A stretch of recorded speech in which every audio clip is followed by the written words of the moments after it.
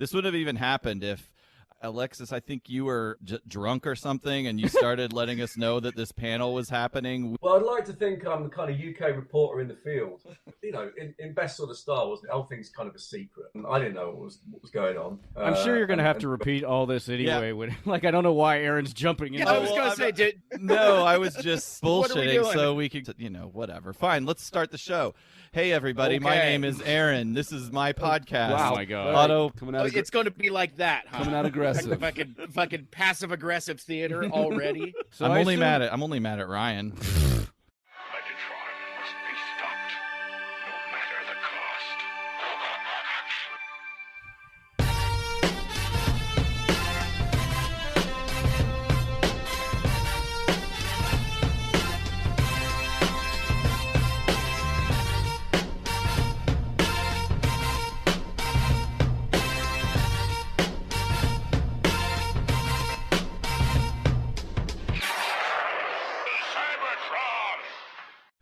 Hello, friends, and welcome to the Autopod Decepticast, a bi-weekly podcast that delivers an episode-by-episode breakdown of the original G1 series. This is our episode number 186, and I'm glad that my notes matched up to Ryan's notes that I can see to my left here on that point. You know, we got something a little different today, so let's just jump into it. Whatever happened to predictability? Oh, God. The Milkman, the Paperboy, evening TV, well, they were all clearly replaced by superior on-demand technology that negated the need for their existence. Bobby-doo-bop-bow-wow! Have mercy. I'm your host, widowed father and sportscaster Aaron, and I'd like to introduce you to my brother-in-law, hair enthusiast, and part-time drummer for the Beach Boys, Uncle Caleb Carter, and my good buddy and failed stand-up comedian, Ryan. Oh, I don't get to be Jesse? Nope. I get to be Jesse. Cut it out. Yeah. And you can be assured in any circumstance like this, I'm going to try to give you the worst. I guess that Possible. tracks. I don't know what I was fucking thinking. Even though in reality, I feel like your persona when we were younger growing up was maybe modeled after Uncle Jesse. Like, I feel like you saw yourself in that. Of course. My persona was modeled off every douchebag on TV. Like, it was that. It was, and also in any, like, oh, that guy's the coolest guy in the room. A shocking amount. I went back and watched Wings, which is not good, but a shocking. I thought you liked that show. I did when I was a kid, and I rewatched it, and it's not very good. Okay. The writing's not very good. But, like, I realized how much, like, literal lines I used in The World from Steven Weber's character of Brian. I did not watch Wings, so I don't. Don't. Know. Is Brian like he's the He's the wild card character? Yeah, he's the rogue, the goofy, irresponsible brother that Okay. owns the company with his more responsible brother, who's the actor's name I'm blanking on. It doesn't matter. Yeah. Tim Daly. No. Good. No slight. Fuck yeah. No slight to John Stamos at all. But the evolution of the Beach Boys is fucking weird and tragic. Yeah, Charles Manson knew one of the Beach Boys and stayed in his house for a while until he had to have him ejected because he threatened him with a knife. Charles Manson actually was a pretty good folk singer and was going to be he just refused to be produced, which is why he was the shocker. Charles Manson, kind of an irresponsible wild card kind of guy, not good to have in the studio. Let's hear it for Ryan. He'll take a story and run it right towards serial killers. It's just where it connects for me. I'm Yeah, like Beach that's Boys, Charles Manson. Yeah, that Wilson brother actually died. He drowned in the 70s, I believe. Does Charles Manson count as a serial killer? No, Okay. Charles Manson never killed anybody. He's a cult leader. He though. tried to. Cult leader. He was a cult leader, a weird ass cult. Yeah. Okay. But the cult that probably had the most consensual sex. There were no sexual crimes. A lot of cunnilingus. Okay. Weren't those girls underage? I'm getting some. I'm getting some signals from our special guests on that one. That could be not all of them. How is this to witness this in real time, guys? This is it. This intro was inspired by our last episode that we published, where you talked about the theme song to Perfect Strangers, Yes. which did inspire some discourse on the Patreon. I think discourse is strong. We heard some favorites thrown out there: Saved by the Bell, Greatest American Hero, Welcome Back, Kotter, the Norman Lear comedies generally, and strangely and idiotically, Laverne and Shirley. And most importantly, somewhat unrelated, we also need a theme song for the new movie that's now in production based on that conversation, directed by Michael Bay, called Big Ken and Mr. Cool. Starring you and your personas that you've developed throughout life. Oh, okay. I couldn't track where this was going, but Yeah, that's Mr. that's an Cool. inside joke about some of the comments on our page. Mr. Cool, yeah. Yeah, it is an inside joke, but you talked about your Mr. Cool story. My Mr. Cool story. I forgot about that. Yeah. All right. Well, why? What is this, Ryan? What do you want to? Oh, I was going to give you the opportunity to riff and make up what the outline of the movie Big Ken and Mr. Cool could possibly be There's about. a lot of cunnilingus. Consensual. Yeah, those girls are overage, and it's Ken and me in a groovy sandwich. Just have like a cunnilingus buffet. This is getting gross. All right. Doesn't sound gross Yeah, to me. Mike just is for the record. is telling me that they're going to be scissoring. Okay. All right. I don't know who Mike is. Yeah, we don't know yet. There's only the three of us here, as far as I know. Listener, this is a special episode. We are called an foregoing. audible. Yeah, we're foregoing the regular format in a sense. As you undoubtedly know, we cut our teeth breaking down the 1986 movie.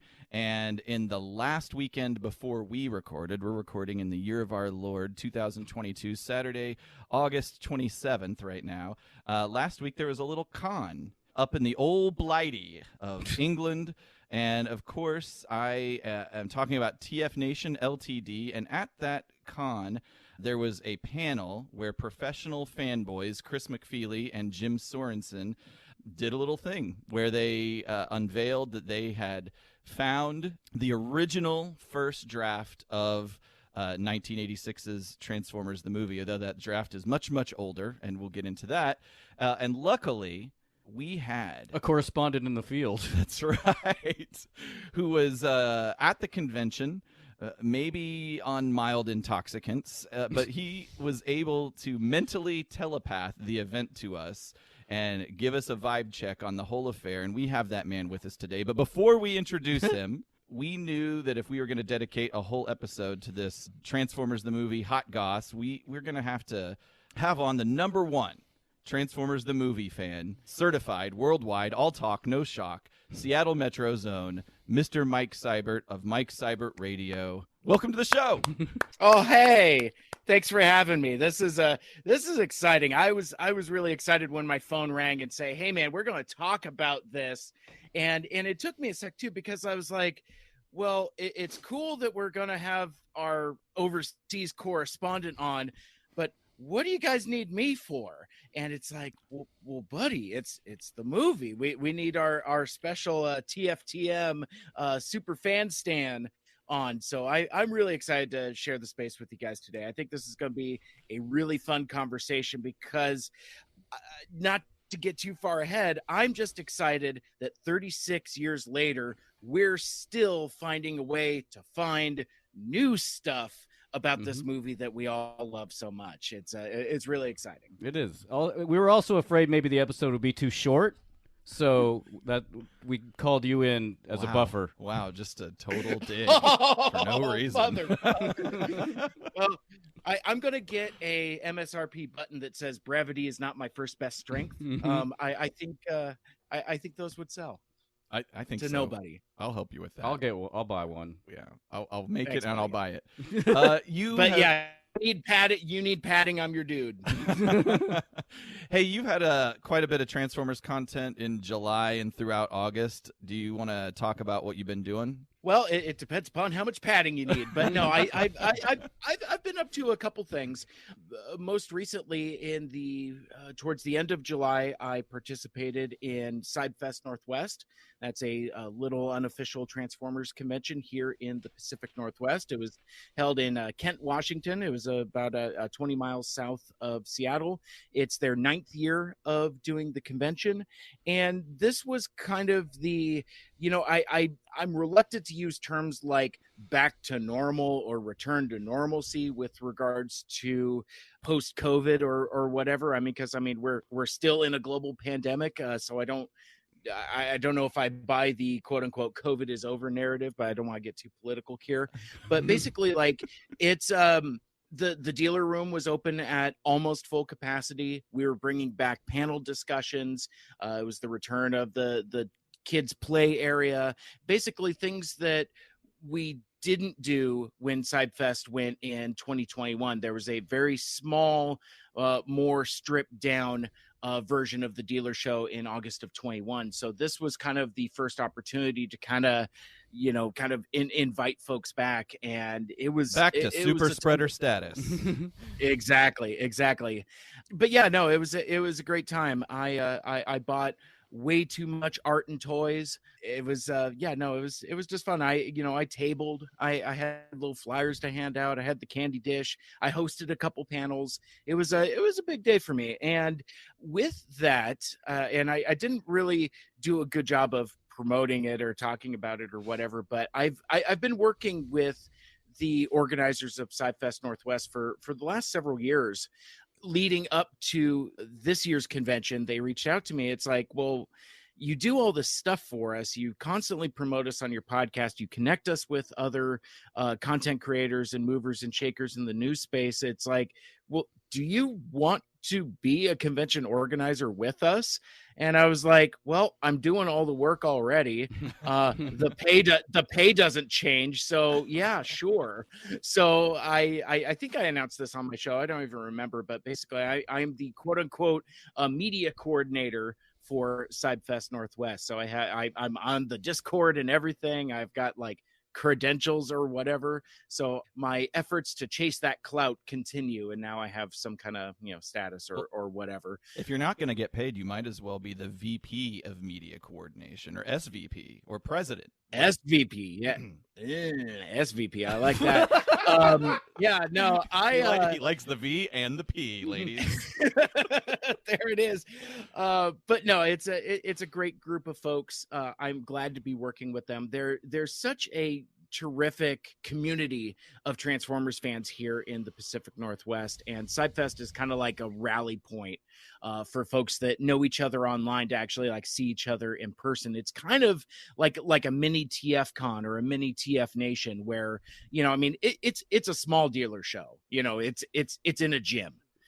So it's not to the scale of some of the other conventions we're going to talk about today, but yeah, no, it's just fun to connect with friends, and yeah, it's just a great show.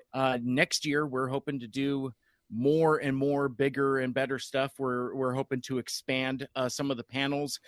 We were really cautious and conservative in terms of what we planned in terms of panels, because we're still in that spot where it's like we're not sure what everyone's comfort level is. We're not sure what our comfort level is, with regards to COVID guidelines and what we should be doing, what's responsible, what's not. Yeah, we played it as safe as we could, and folks seemed to really dig it. We sent out surveys to all the attendees and dealers, and everybody was like, yes, more of this. We're ready. Let's do it. And so next year is going to be big. We're going to have it's the big 10-year anniversary of SideFest Northwest, show number 10. So we're going to have like t-shirts and buttons and tchotchkes. That was the biggest feedback. Yeah, most certainly. Very bumpy. It's it's so funny because it's really it's really hard to bounce back from those kinds of jokes, because it's like, Yeah, that was there is- inappropriate. I apologize. Well, no. But it does underscore, though, some of the hesitancy and nervousness that convention organizers struggle with, as well as convention attendees. I mean, I'm kind of glad we're talking about it, because like that is still very much a thing. It's like, I think for us to pretend that we're quote unquote back to normal is short-sighted. But likewise, I think one of the other refrains is that we're kind of burnt out on living in fear also. So I don't know, maybe it's the borderline libertarian in me, but I'm a fan of personal responsibility with regards to your safety. So if you feel the need to wear a mask, then you most certainly should. That kind of thing. If you don't feel an environment is safe for your comfort to go, then don't go. So that's just kind of me. Like, for example, here in the Seattle area, we just recently had Emerald City Comic-Con. I didn't go. Too big, too soon. I don't want to be in a contained building with 100,000 other people, but hanging out in a gym with a couple doors open, loading bays where there's decent air circulation, that's more to my comfort. I thought you were going to say with a couple dorks. Oh, well, there was just me and a couple of dorks. More than a couple dorks but it'll be interesting because we're going to TFCon in Chicago, and for now, at this point, it's like 2 months away, basically. And like we went to Baltimore, and we managed to skate through Baltimore COVID free. Yeah, we managed to catch it later. You two did. High five. I still haven't gotten it, and I'm sure I'll wear a mask the whole time. I still wear a mask every time I go out. This is derailed. Sure. Let's circle back to Transformers. Yeah. You're the one that made the monkey. I know it's my fault. That doesn't make it good. Like, one quick thing before we introduce our next guest, who's waiting so patiently. He's been on the line for like a half hour. I know. I feel real bad. He's like, guys, you could have set this Google meeting for 9:30, and I'd been. This could have been an email.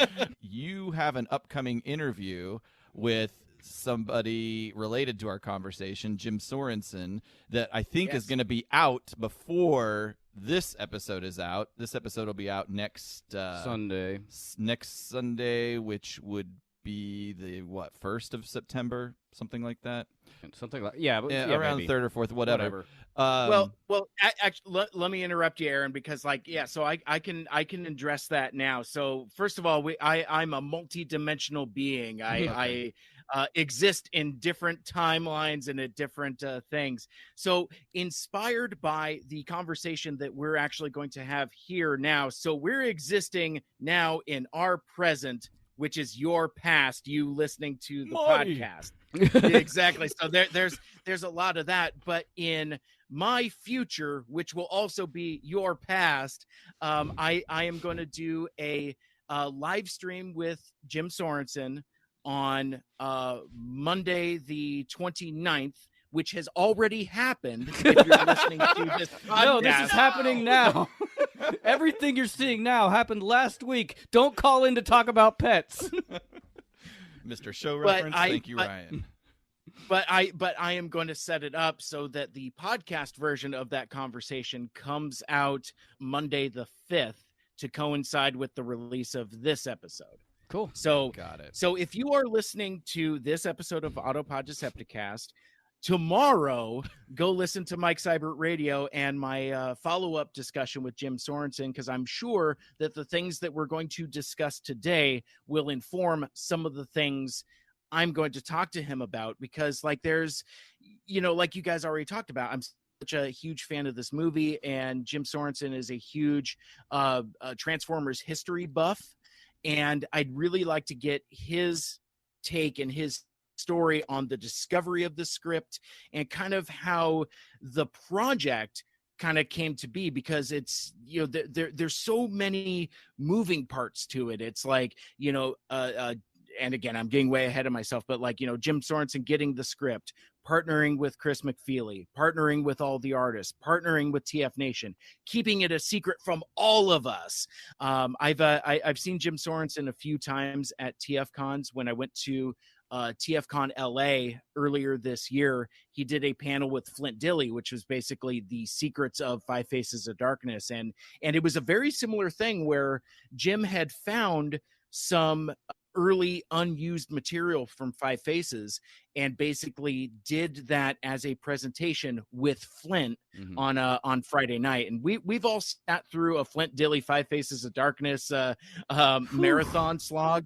No, this was like tight and bright and concise. Jim's a terrific storyteller, and he's, as we're going to talk about here, for Beyond Your Wildest Imagination, he's very good at summarizing and condensing dense text. So some of us may have a different opinion about that.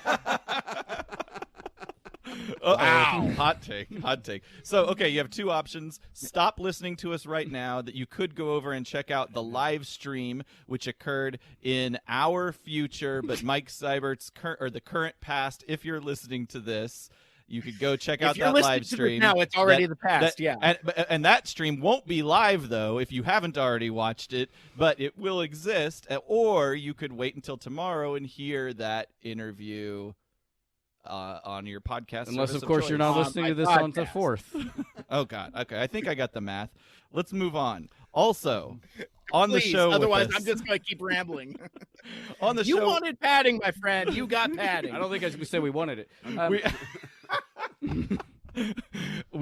I do have Jet is on fire, dude. I'm feeling feisty. I know he is. Jet fumes. Holy he, shit. He does have a martini to my left here, so I don't know if that contributes to the feistiness or not.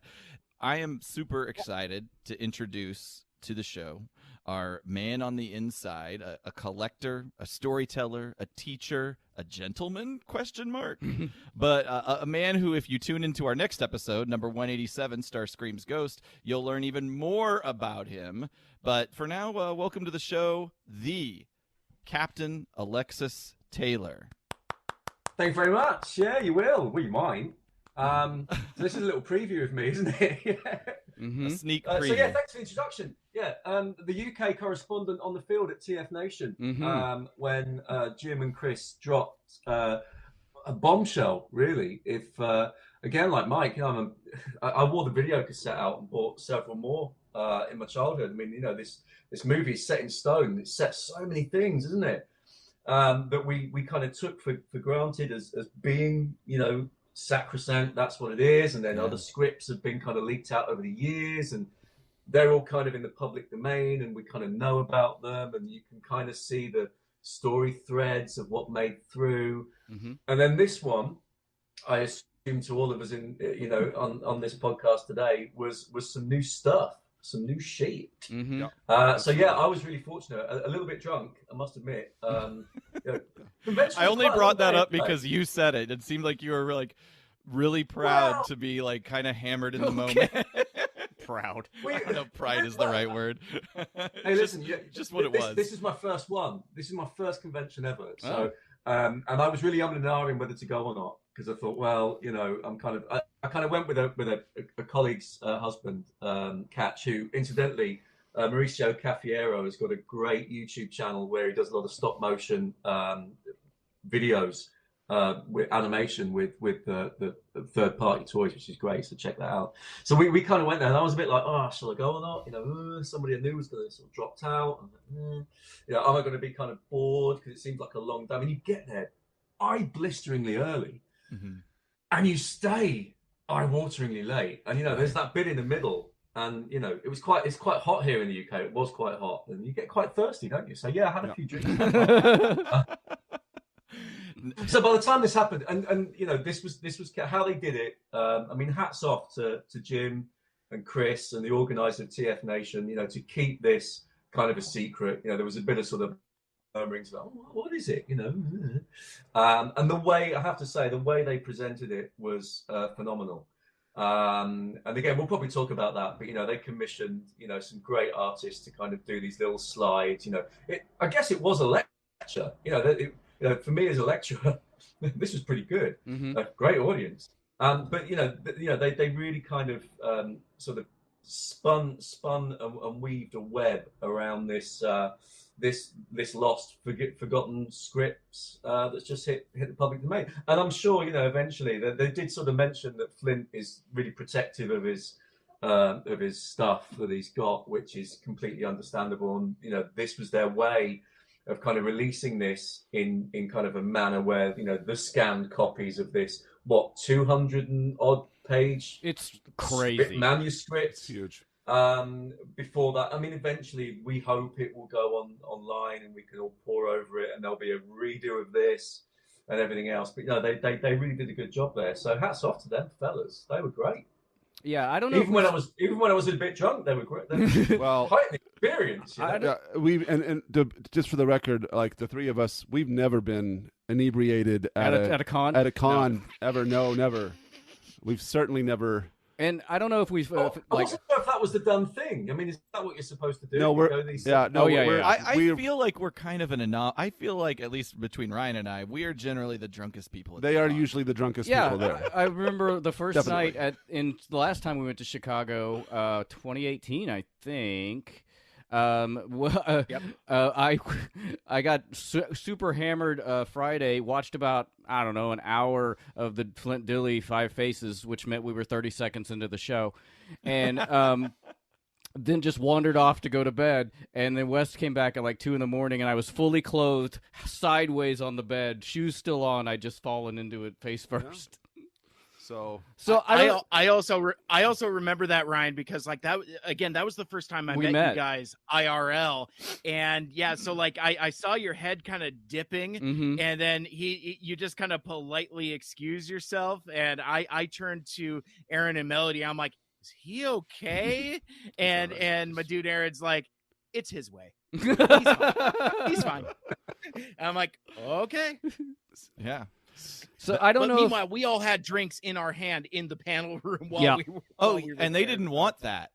So we were like, I would every now and again somebody would try and like do like a little no, and I would just pretend like I did not see them or hear them, and I would just keep on walking. If you walk with authority, they generally don't chase you down. So I don't know if we've actually said specifically what this is.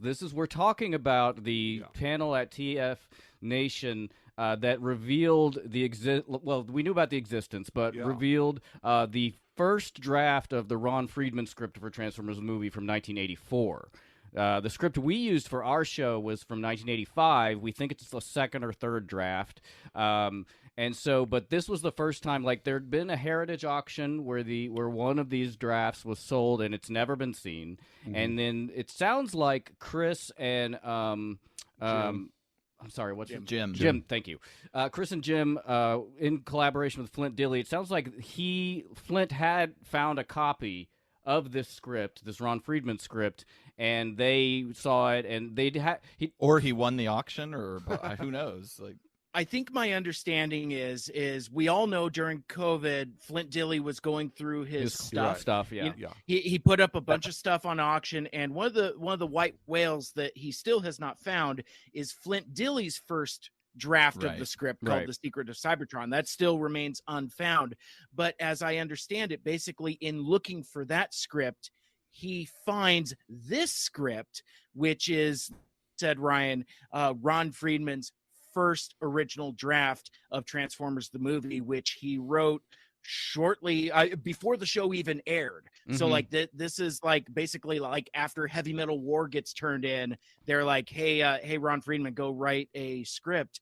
But it's my understanding that Flint was the one that found it in his stuff. Right. Okay. And then from there, he's homies with Jim, so they kind of figured out. I think like Jim went to his place in LA, scanned the scripts, and then that's all I know. So that's some of the stuff I'm going to ask Jim about. It's like, well, tell me that story. But from what I recall at the time, I think they mentioned sort of the 2020 election day, and Jim was with Flint, and they unearthed this script, and this was the kind of prize gold, and what they said, if I recall at the time, was that Flint allowed Jim and Chris to kind of present this in a pre-seed format, not release the whole thing, but allow them to present it in a pre-seed format. And that's what we got. That's what we got on the night. Mm-hmm.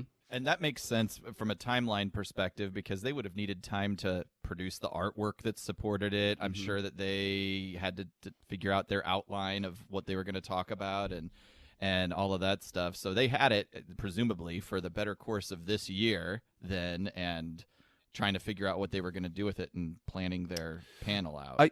I wonder why they settled on TFNation rather than pitching it to TFCon, or if they did pitch it. I'm just speculating. It's curious that because you get all the stuff and we probably don't. Yeah. I don't know how big the con at TFNation is compared to TFCon. I mean, it's once a year. I'd wager it's bigger. You're drawing from a large Western European audience, I'm assuming. It was over 3 days. I mean, I only went for the Saturday. Some people were there for all three. So I missed some great stuff on the Friday. I mean, it felt big, I guess, for the UK. But it also then felt small, And again, I think, Mike, what you said about maybe COVID and things like that, I think people are still getting used to kind of going to things like this.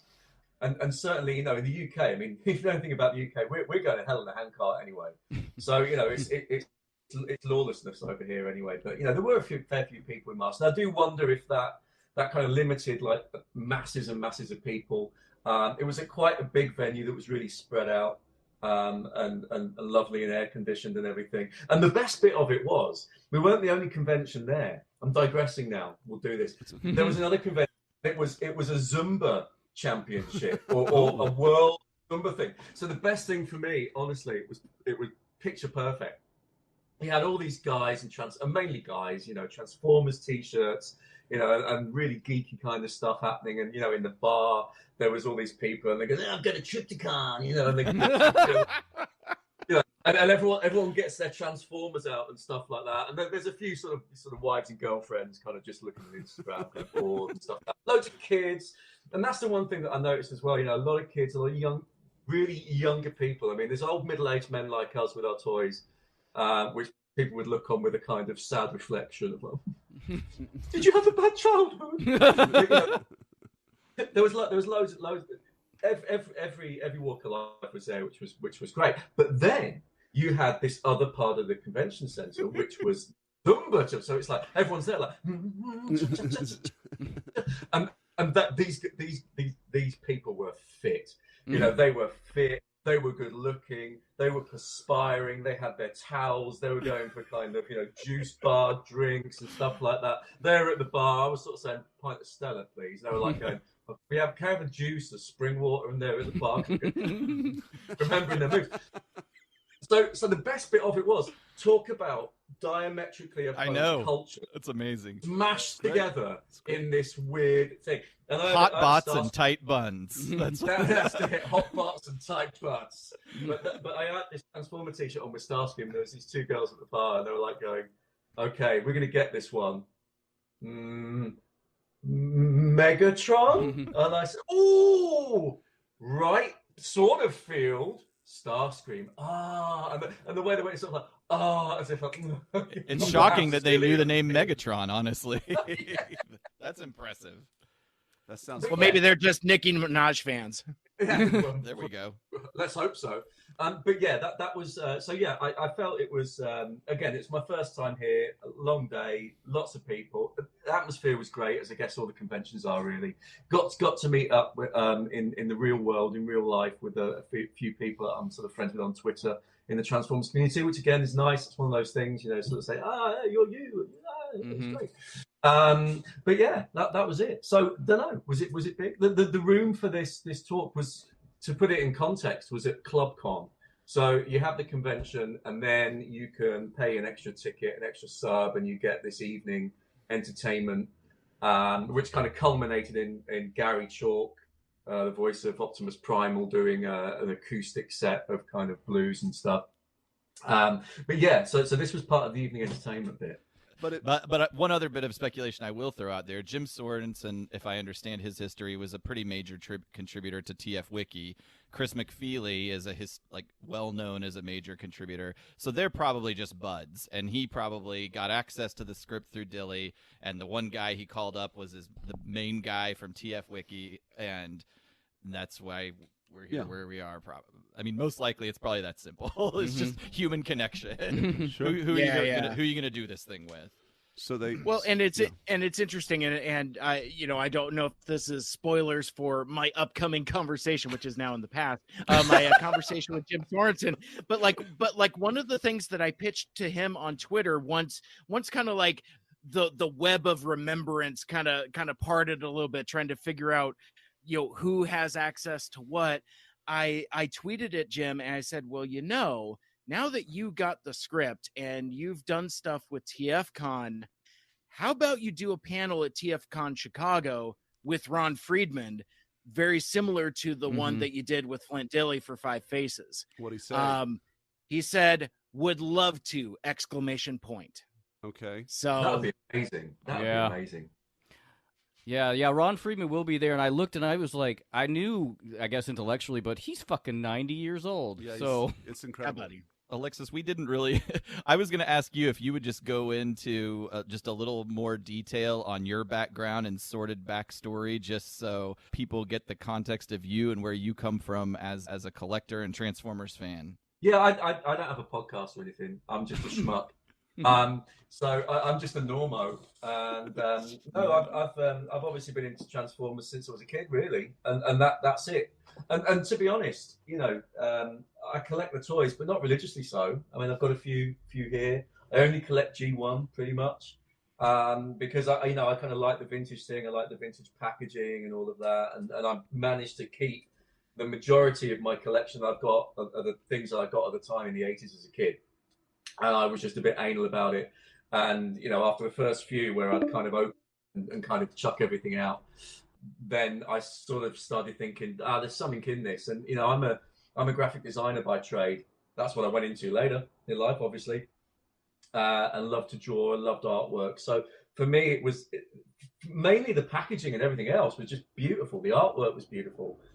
And these things were just expensive things, and and something. I came from quite a kind of poor family, so it was sort of if we get one of these, this was an expensive thing to keep and sort of cherish, really. So that's what I did, and I've always had a lifelong kind of passion for Transformers since. I read all the Marvel UK comics. I used to get them whenever it came out every week. I think it was weekly over here from the little shop down the road and everything, and saw that sort of full run out.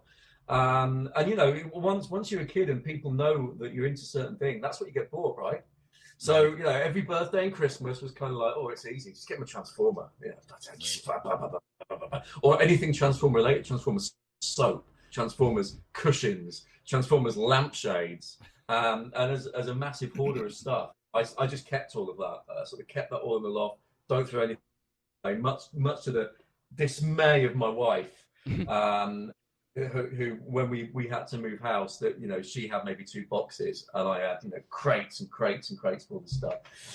So that's where I come into it, really, just a love of the franchise. I guess like you guys do, and it's just this one thing that I've kind of returned to all the way through the years. So much so when I was at university in the mid 90s, I'd have Transformers kind of ephemera around the room. People would be like going, "What, that thing from the 80s? That's what are you doing with that?"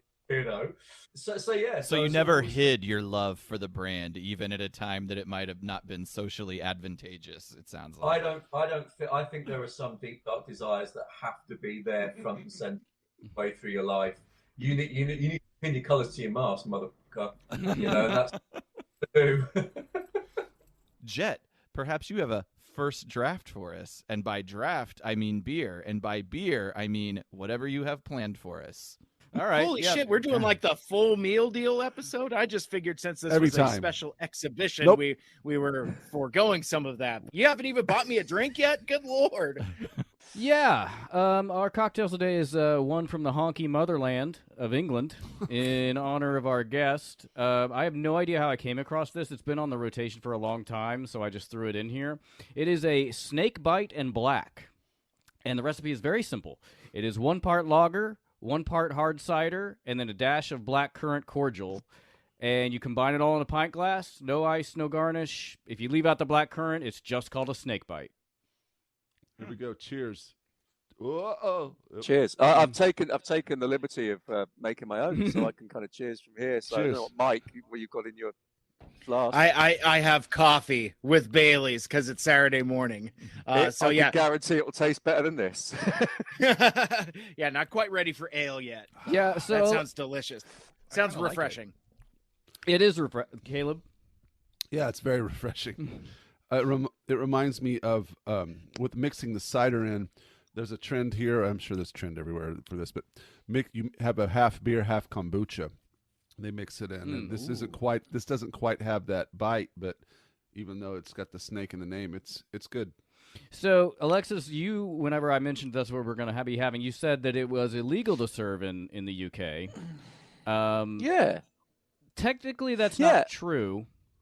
Well, no, it's a bit apocryphal, that, isn't it? Yeah. Go on, Ryan. You tell me why it's not true. Okay, I got a whole thing. You tell me while I'm a liar. There is no law against it. I tried to find out why so many residents believe it's illegal, and the reason is that so many pub owners tell them it's illegal. Why would they do that? Which is also murky, but it seems to boil down to the fact that they seem to believe that the pub owners seem to believe the type of people who drink this are younger, rowdier, more unsavory, so they just lie. And there's a whole Guardian article interviewing bartenders and asking why it's pretend illegal. And the answer seems to basically boil down to classism, and apparently a lot of students and weirdos drink it, and they don't like them. Is this a trendy drink today, or is this a drink from the past? No, this is the last time I had this was probably about 1995. Okay. As a student. Yeah, but that's probably all true, to be honest. And again, it's one of those things that's British. You kind of know not to ask for a snake bite and black in a pub or a bar.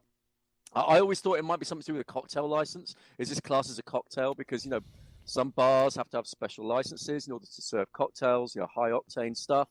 And I was in a pub, actually. I was just saying to my wife before we did this, I said, I was in the pub down the road and somebody did ask for that. And they said, no, we're not allowed to serve it you, but we can half a cider, a half a lager, and a shot glass of blackcurrant. And if you take it back to your table and mix it together, that's absolutely fine by us. We just can't do it at the bar here.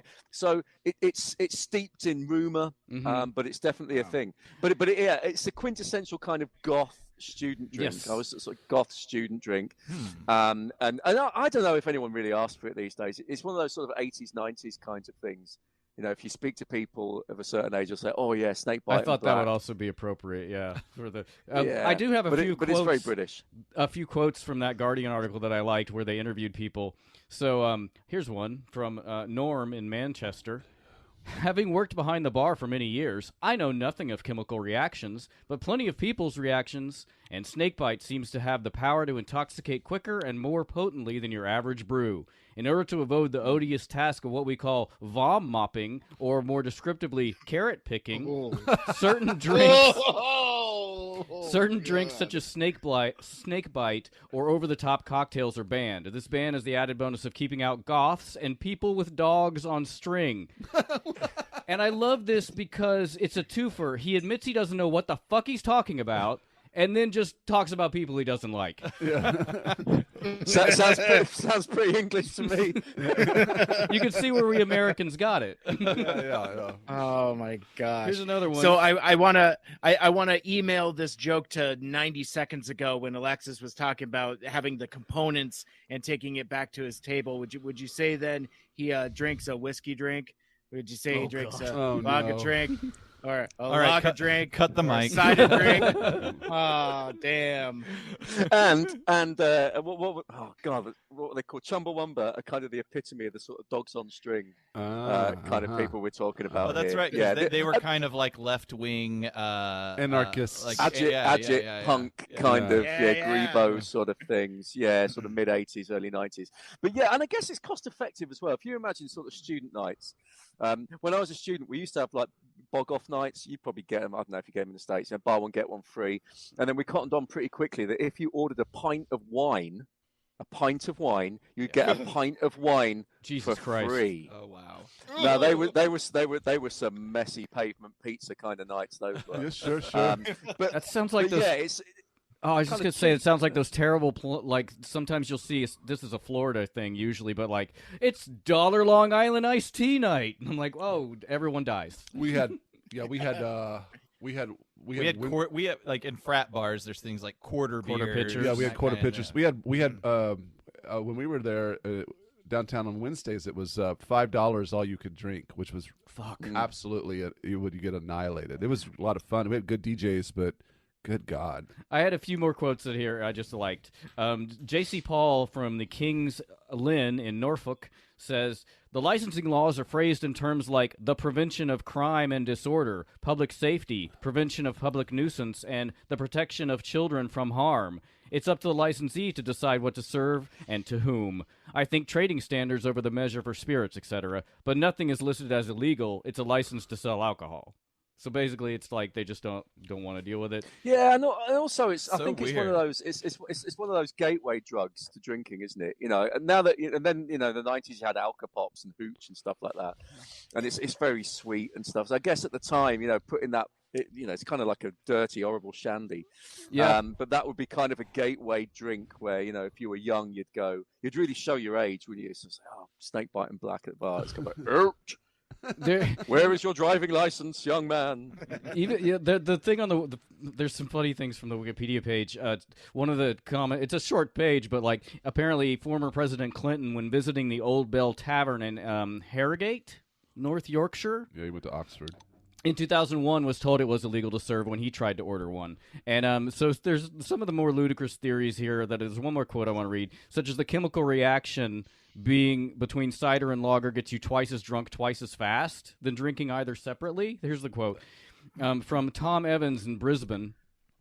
So this is Australia, but he was a transplant. In my younger days in Suffolk, we believed the additional intoxifying effect was caused because the alcohol in cider is more quickly absorbed by the body than in beer. When mixed together with the longer-term intoxication staying power of the beer, you end up with the best or worst of both worlds, which is fucking not, which is ridiculous because alcohol is chemically identical. It's just ethanol, and so. That would be like a single gin and tonic has more ABV than this. It's fun Yeah, to but you see gotta that our think Anglo-Saxon cousins all have. You've got a pint of this. Yeah. That is, and also that's a lot of fluid sloshing around, and it's a pretty easy drink. So I think if you're necking this down and that's sugary, you kind of don't know. Look, I don't know. I'm drinking this. It's great, isn't it? We'll see by the end of the episode how we get on. That's all I have for the drink. It's just a weird history. Yeah, I'm glad to see that our European cousins have the same aversion to science that Americans have. I thought it was just us. We're not alone. I don't think it's European cousins. I think it's probably just the British. Well, before we get into it, I do want to do one quick shout out. We have an Apple Podcast review, sort of, that I want to call out. And that is from a new friend, Simon A., who is from the UK. I don't know if that makes you jealous at all that we have other UK listeners, Alexis. But Absolutely not. Oh, okay, good. All right. Wonderful. So progressive. We need more. Headline. Honestly, our reception in the UK is amazing. We have actually a pretty good number of listeners who are they're very vocal as well. So I love that. And the headline to this review is Ba Weep Gra Na Weep Ninny Bong. Hello, gents. This will be my third try at leaving a review of your truly epic podcast. Having found APDC 2 weeks ago, I'm now about to listen to your Comic-Con ep, having finished the movie. What a ride down memory lane. Your insights into the movie and franchise in general makes your podcast joint top with WTF TFW, high praise. My biggest takeaway, though, is your friendship that clearly shines through in the banter. Scanning ahead, I see you carried on, so I can't wait to hear the next chapter. I'm hoping for more After Dark and keeping my fingers crossed the iconic Ghost gets out of jail soon. He didn't say what he rated us. He actually sent this to us in an email because this actually never got posted. He couldn't figure out how to post the review, but he wanted us to know that he liked the show. I love it. But so I'm going to assume it's a 5-star review in his heart. If he's that far back, so he's in probably the questionable audio stages of the podcast. Yeah, I do this too, but I love how so many people, whenever they send us a review or whatever, are like, "Yeah, I've listened to 100 of your episodes in the past 3 weeks." Yeah, cram them. Yeah. So thank you, Simon. I'm pretty sure the iconic Ghost did get out of jail. Maybe there's been a few misadventures since then. And I don't know what happened to After Dark. Where's After Dark at nowadays? I haven't it's okay. heard from that. Okay I've never seen that guy. Yeah, he's in and out. Yeah, it's sort of a thing where it's like the sequel to The Emperor's New Groove, where it's just about Kronk. It's like you don't really want that. You don't want it to be too much exposure. Oh, I see. So if I were to do it too much, literally in quotes, consensual exposure. Hey, why are you looking? So yeah, if you didn't dress like that, I wouldn't show you my penis. It's like you don't want to do. Wow, you don't want to do too much, otherwise it all starts to taste like beans. Hey, that's fair. Maybe there'll be a new one. I would also say to the folks that binge APDC, y'all forget that there was a time that those were relatively short.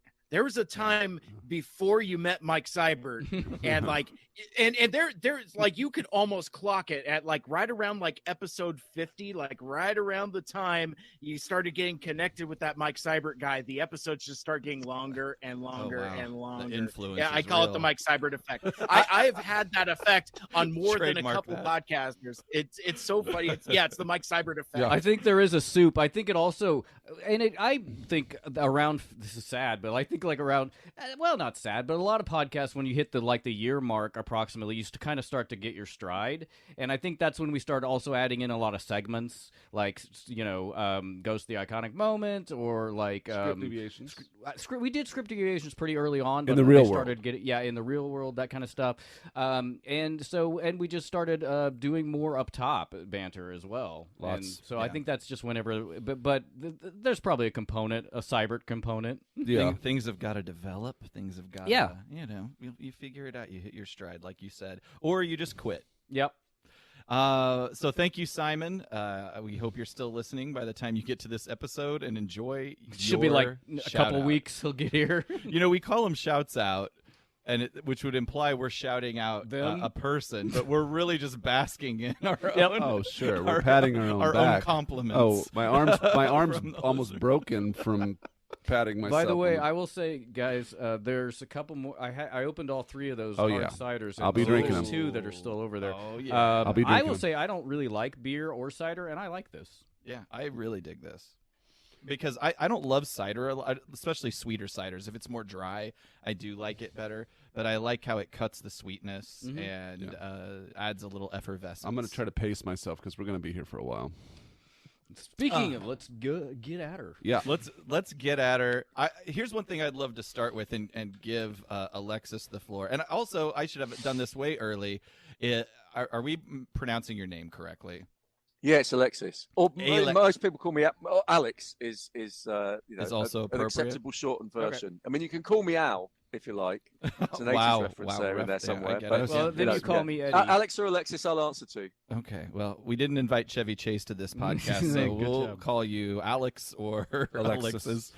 You have a little bit, but what I wasn't sure of, was this on the schedule? Was it on the schedule but had a headline that didn't quite give away what they were doing? How was it billed? Like, what was the buzz around this thing?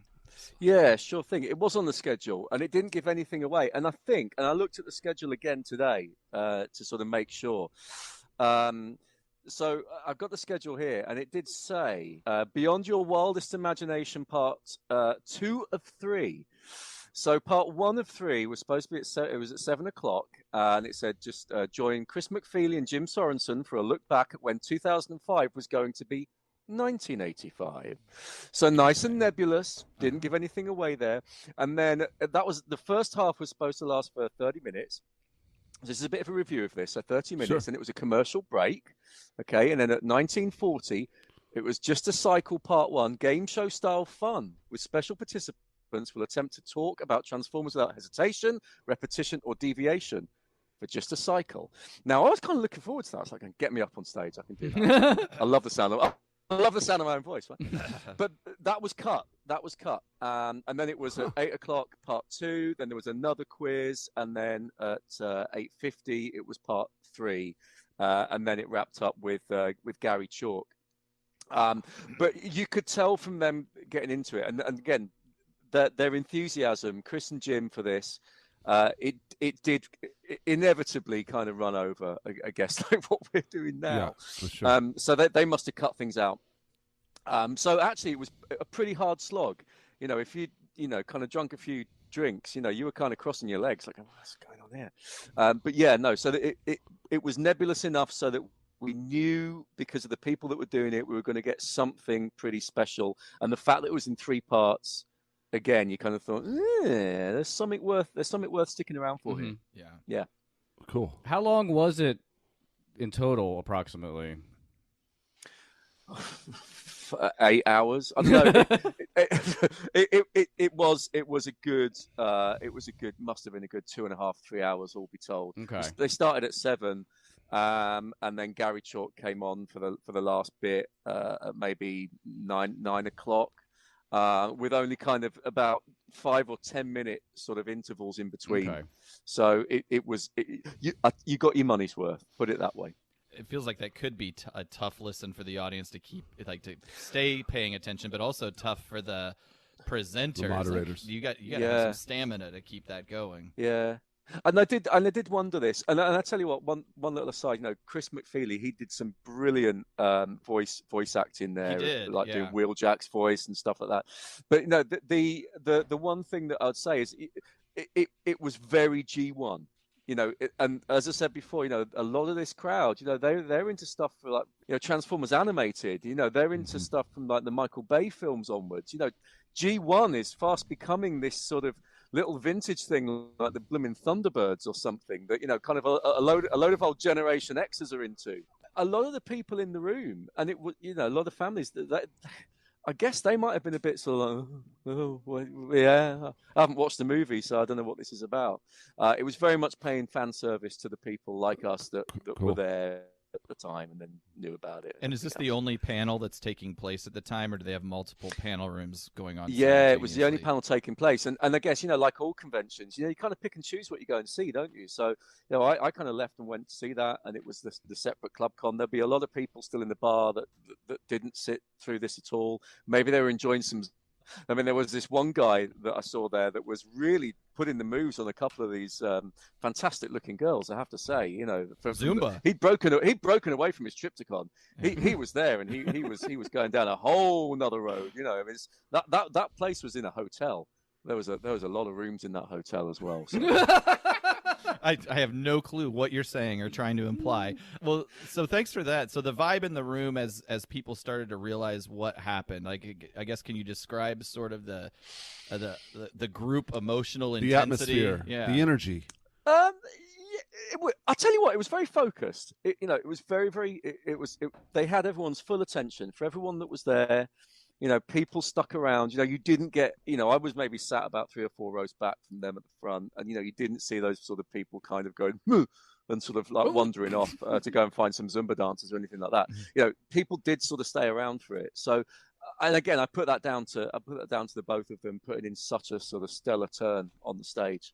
And the artwork as well. And that's the one other thing that I'll say. And the artwork has surfaced online. It's on Twitter. Chris has posted kind of a breakdown of everything on there. The artwork really, for me, did cement this in some kind of reality. If they'd have just been sort of talking through this with just a general backdrop, without that interspersed little vignettes of these reimagined things. And there's been some sort of chat on some of the forums that sort of said, oh, you're putting stuff out there with these images on the internet. You're going to confuse people. They'll think this is genuine stuff. It's like, oh, come on, bitch, please. Jesus genuine.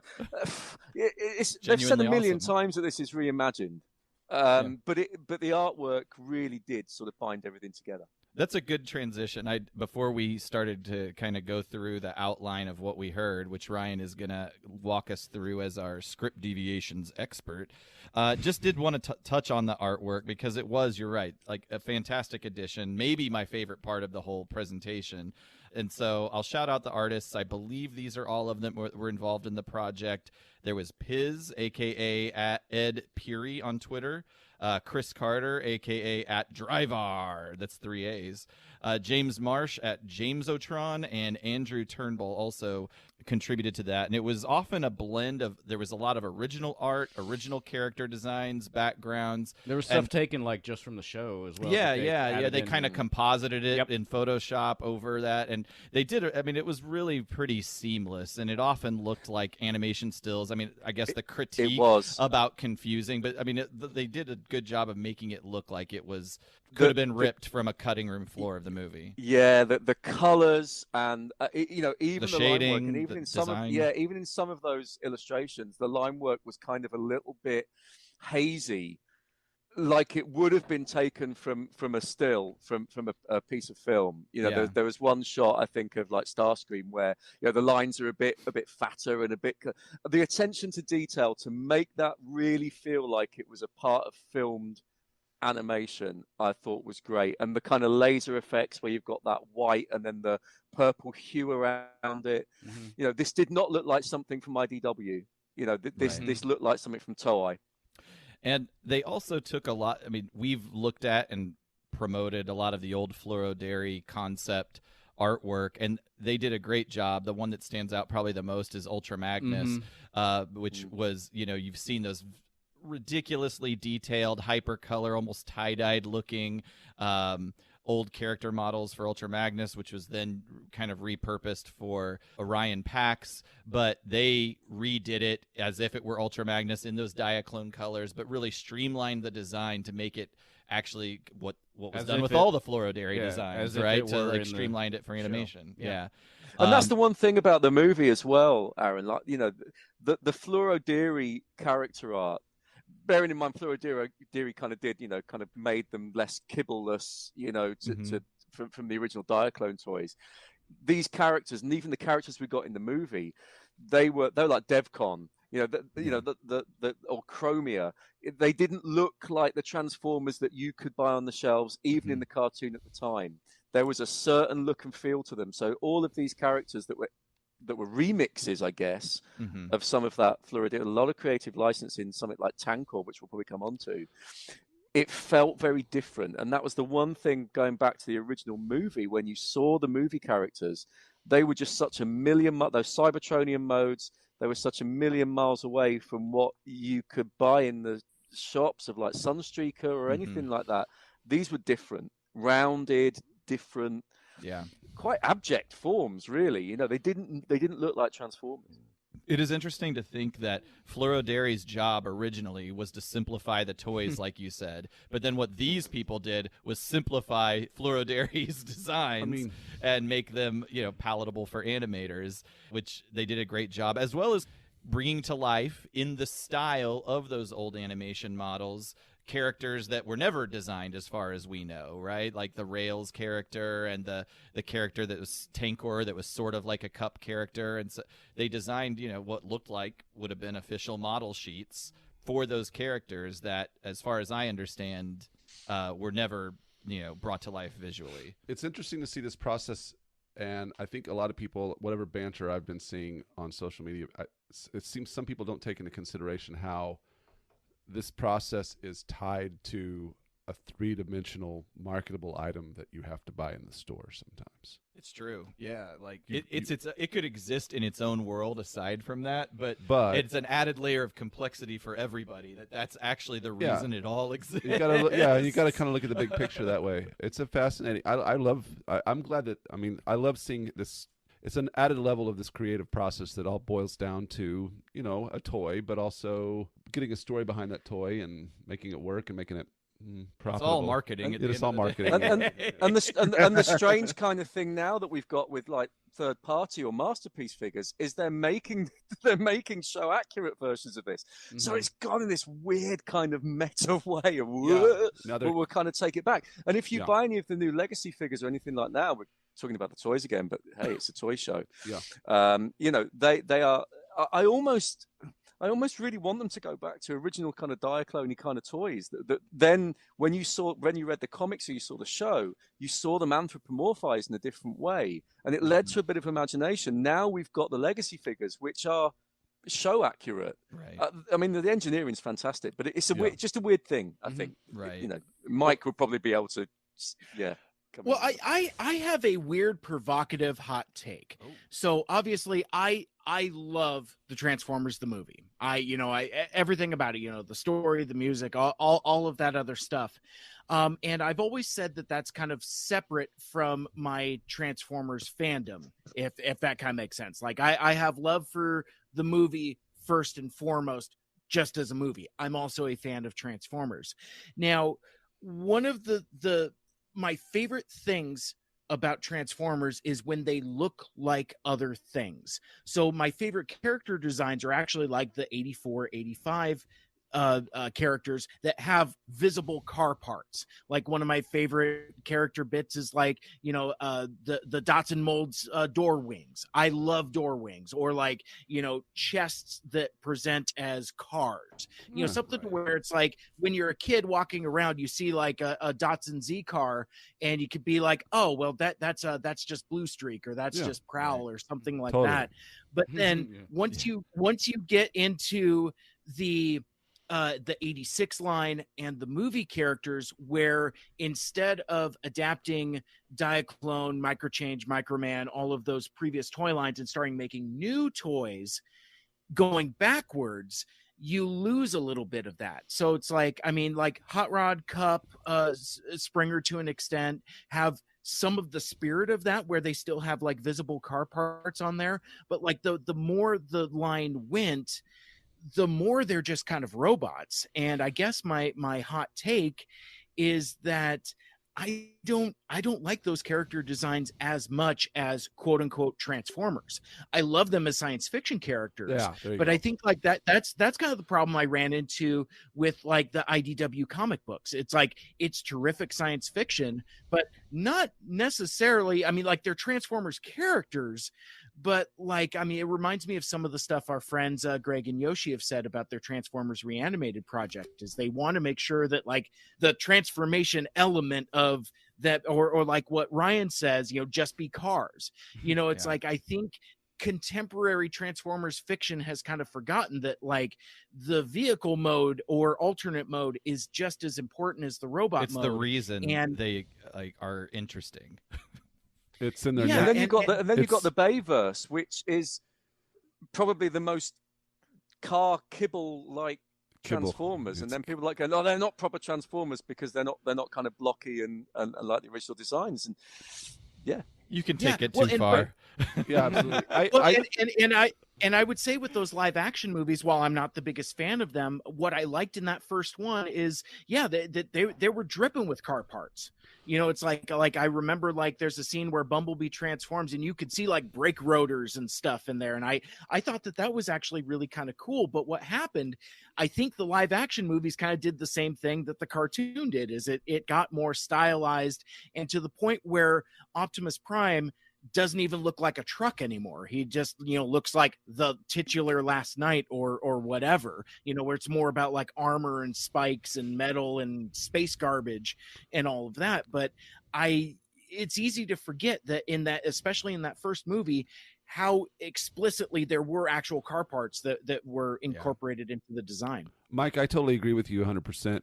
I will say, as a kid, and I'm really glad that you mentioned science fiction. I really did like, once season 3 dropped as a kid, I enjoyed approaching it from a science fiction aspect, but I can see it just kind of became, for me, season 3 became a different a different thing, and I still enjoyed it very much. But yeah, at that point, it's the designers. It's kind of like whatever you want to do. It's kind of all the rules were off the table because they didn't have to conform to whatever the human Earth standards. Double-edged sword for sure. The toy were. And there's a comment that I'll probably come on to maybe a bit later if we actually start talking about the scenes. Right. That has that. So I'll park that, and as Mike said, maybe I'll email back to that later.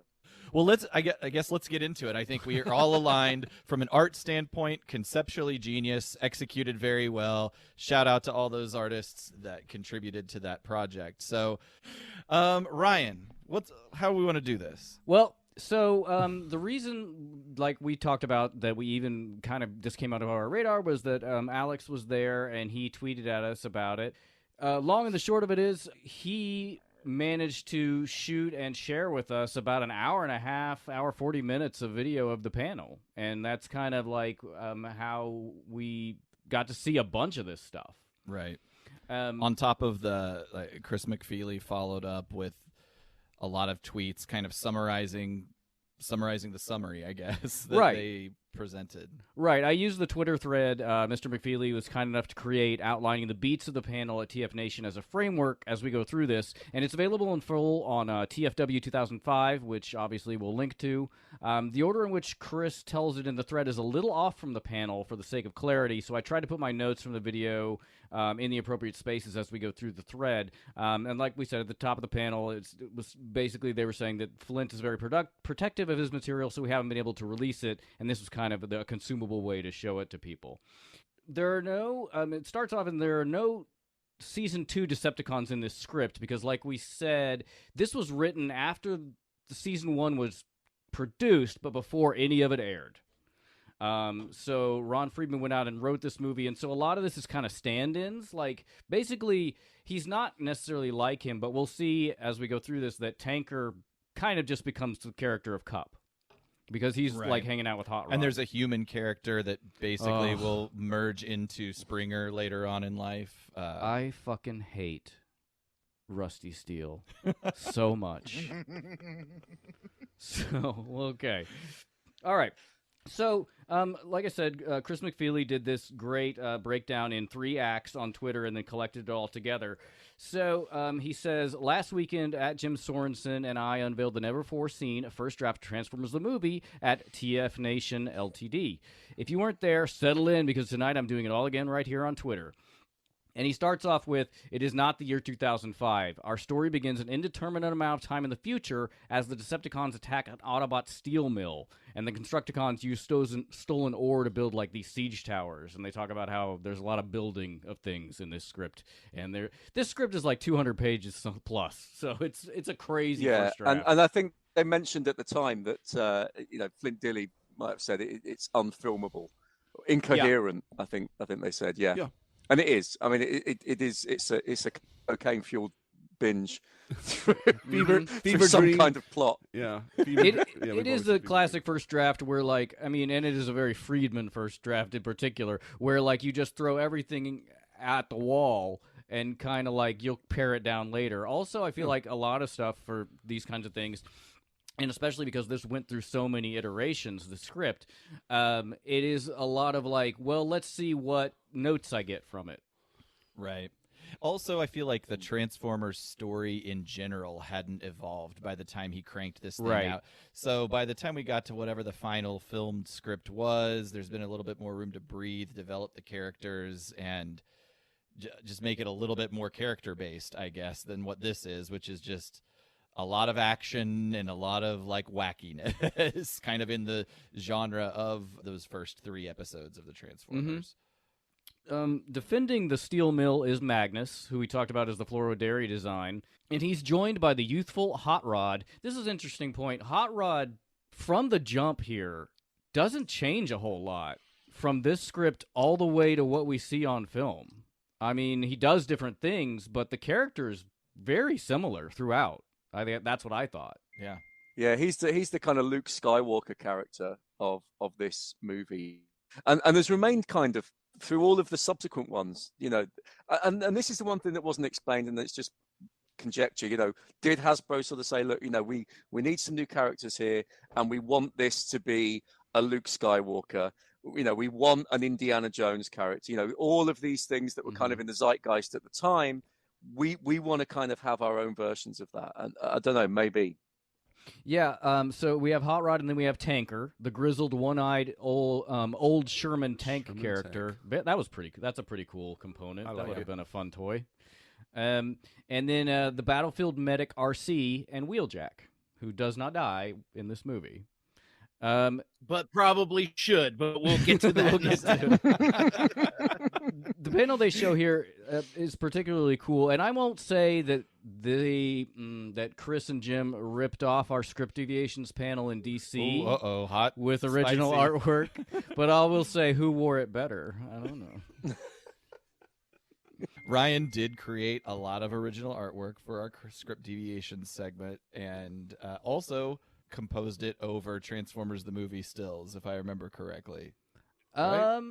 I think I used some components. I don't remember. I haven't watched it in a while, but yeah, go watch it No on shots YouTube. fired, unless they are. No, I was just... But it's Ryan that's holding the gun. That's right. Shakiest gun in the West. Wheeljack and RC have a bickering relationship throughout the draft. This is what Chris wrote. The misogynistic Wheeljack constantly underrating her skills, oblivious to the fact that she's constantly averting disaster and saving his life in the background. Which does happen a lot. She saves his life, like literally knocks stuff out of the air when it's about to hit him, but he doesn't see it, and he's like, I wish she would do something. I had a... damn fembot. What's she doing here? This is... I don't think they do... I don't think Chris talks about this in the Twitter thread, but in watching the panel, it seemed to me that they're talking about... I think it's meant to be implied that Wheeljack and RC are like a will they, won't they, Sam and Diane, characterization, as opposed to RC and Hot Rod, which it comes in the movie, and because I think that came through a few times, and no one told me not to film anything, and there were other people filming the whole thing, so I'm sure the whole thing will be on YouTube or something at some point, as many of these things are. I had to keep deleting things like the birth of my first child and like wedding anniversaries and things like that in order to clear some space on my phone. So it's just these little clips that kind of acted as a bit of an aid memoir for me. But yeah, it was a Sam and Diane. Yeah, that was obviously clearly supposed to be a comedic story beat that was gonna thread through the kind of Wilma and Fred Flintstone kind of thing. She's the capable one. Wheeljack is this gruff buffoon, misogynistic buffoon. That came through quite clearly. Well, see, and I since we've stopped for a sec, I want to talk about the inclusion of RC, because Ron Friedman is a puzzling figure to me. In Mike Seibert's hot takes, I don't know if I have the same reverence that everyone on this panel does for Mr. Friedman. I mean, obviously, I can't deny his contributions, and will always, he's autographed my poster. I have his book. I've talked to him, but he's a puzzling figure for me. And one of the incongruities I found is the inclusion of RC. He's said in panels that he thinks that there should be female Transformers. In fact, he's kind of become in postmodern times and retrograde kind of a early feminist icon of the Transformers or whatever. But that's fine. But then you see all of the characterizations of the character in all of his drafts of the script. I mean, he invented the Sunbow wrist grab. So I can't really be helpful. I'm just a she-bot, that kind of stuff. So like there's always been a bizarre undercurrent of sexism and misogyny with regards to the treatment of the RC character. So I find it kind of, I don't know, it tweaks my melon a little bit, makes me furrow my eyebrows that now in modern times, Ron Friedman is saying, oh yeah, I fought Hasbro hard to make sure that we included a female character, which but sounds she's a great nurse and gets she's not a nurse. She's She's by Wheeljack. She's a medic. It's a boys' toy product, you know. I mean, that sort of toxic masculinity as we know it now, you know, kind of thinking, well, you know, girls, they smell, I couldn't kiss a girl. It sort of reinforces that, and that's just part of the life at that time, which ages something like this, maybe. Yeah, well, I think, and here's kind of my take on it. It is like you don't. How do I put this? For me, especially, like you're never done evolving and learning about things. I think for Friedman, who's a very old guy, and at the time was still an old guy, like he's 90 now. I think that there are levels of there are blind spots you don't necessarily have. I think he was trying to be inclusive, but didn't have all the information. Just didn't. There were things he didn't know. He didn't know. He was a man of his time and probably progressive for his time, but I still feel like there was probably more progressive female writing of female characters at that time. Like I wanted to include. Well, we'll come on to Starscream's Ghost. Well, and I was going to say, but you talk about more progressive writing at that time by Ron Friedman. Look at his G.I. Joe stuff. Mm-hmm. I mean, that's rotten with capable female characters, and he wrote those 5-parters. So it's good like point. It goes back to your enigma. He's sort of an enigma at this point. Yeah, it's weird. Yep. He's a weird dude. He is a very weird. He's a very interesting, strange person. Absolutely. And his writing shows that. He's a man of his time, but he's also probably still a weirdo in his time. Yeah. And I mean that affectionately, mostly. And meanwhile, Optimus Prime is on the way with reinforcements and more fuel for the besieged heroes. So there are, you can see shadows of what would become the siege on Autobot City, because now Prime's coming in with reinforcements. Right. He and the other Autobots ride in vehicle mode on flatbed cars towed by a freight train crewed by their human allies, Colonel Rusty Steele and General Blaze. And correct me if I'm wrong, I don't think General Blaze is mentioned past that ever at all. I think he was mentioned a couple of times, but it seemed to me that they were really pinning all their hopes on this Rusty Steele character. Yeah, he was really got a lot. Yeah, Indiana Jones was big at the time. That was with the names Colonel Rusty Steele and General Blaze. I wrote, "Is this a pornography film? Why not just call them Rough Ramrod and Grievous Boner?" And they were riding on rails as well, so a huge phallus. Now we have to make buttons for those characters, with just huge erect cocks. Sure. I gave her the Rusty Steel. I did do a design for an APDC butt plug, so look forward to that. Okay. Yeah, we'll put that on Twitter a long time ago. We'll need Alpha Magnus's help in bringing that to life. Shout out. So Rusty Steele is a wisecracking Indiana Jones type character, while Blaze is a gruff Patton-style general. They and the Autobots are deliberately traveling by this unconventional method to make themselves into a target Megatron won't be able to resist. I keep wanting to call Rusty Steele Rusty Still, who was a member at Twin Oaks Country Club when we worked there. Member number 655. Yeah. Also, I never got his name was Rusty Still, and he was a drunk. A blazing alcoholic. Wow. Yeah. I never connected those things. Yep. Oh, man. We used to give our members roadie cups full of booze so they could drink while they drove home. Can't prosecute us too long ago. It Statute of was the limitations. 90s. So the human characters in the finished Transformers the movie film we know are so much more preferable to me than these fucking zeros that are in this first draft, including Ellen, who we'll meet in a bit. All right, so that's speaking of Ron Friedman female characters. My God, she's not bad. I just find her. No. Well, we'll get there. So predictably, Megatron's forces attack. Starscream tears up the tracks ahead of the train to try and stop it, but it turns out the train is actually an Autobot named Rails, who transforms from a freight train to Ultratech hover train and smashes Screamer out of his path. Why have the freight train mode at all? And the best bit of it was they said, robots in disguise. Starscream lands on the tracks and ties them in a bow. Yeah. And you can imagine him going, Megatron. The Starscream in this script is very on-brand Starscream. Yeah. Everything about him is very good. Which implies he was supposed to be the fall guy of this. Every franchise has them. He-Man has them. The kind of beast in him. That kind of bumbling kind of idiot that always gets dealt with. Obviously, they'd already pegged him as that kind of character. Rails turning into a hover train is called Transformation Alpha, and as they say in the panel, this implies there's a Transformation Beta. So back at the mill, Hot Rod and Tanker fight a Decepticon wielding a laser chainsaw and bisect him with his own weapon.